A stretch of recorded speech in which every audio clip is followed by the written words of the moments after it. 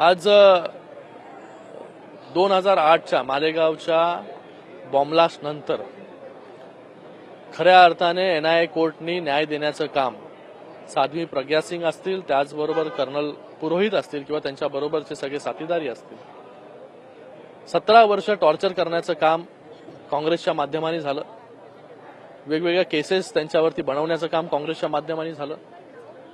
काँग्रेसनी जो नरेटिव्ह पसरवण्याचं काम केलं होतं, सुरू करण्याचं काम केलं होतं, भगवा दहशतवाद, त्याला हाणून पाडण्याचं काम देखील एनआयए कोर्टच्या माध्यमाने झालेलं आहे.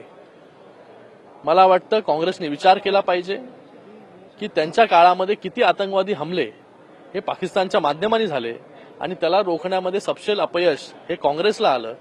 आणि जिथे फक्त वोट बँकच्या पॉलिटिक्ससाठी काँग्रेसनी हिंदू संघटनांशी ह्या ब्लास्टला जोडलं, आरएसएस सारख्या मोठ्या संघटनांशी या ब्लास्टला जोडलं, पण आज 17 वर्षानंतर या प्रतीक्षेनंतर जे खरं आहे ते लोकांच्या समोर आलेलं आहे. मला वाटतं काँग्रेसनी देशाची माफी जी आहे मागितली पाहिजे, हिंदूंची माफी मागितली पाहिजे, कारण की त्यांच्या नेत्यांनी पी चिदंबरमनी 2008ला भगवा दहशतवाद हे नरेटिव्ह पसरवण्याचं काम केलं, पण आज त्या नरेटिव्हला हाणून पाडण्याचं काम देखील कोर्टाने केलं. आणि 2 दिवस अगोदर देखील त्यांनी हेच सांगितलं की पहलगाममध्ये ज्यांनी हल्ला केला ते पाकिस्तानमधून आले होते. याचं काय तुमच्याकडे प्रूफ आहे? म्हणजे तुम्ही डायरेक्टली भारतावरती आरोप करताय का भारतीयांवरती आरोप करताय?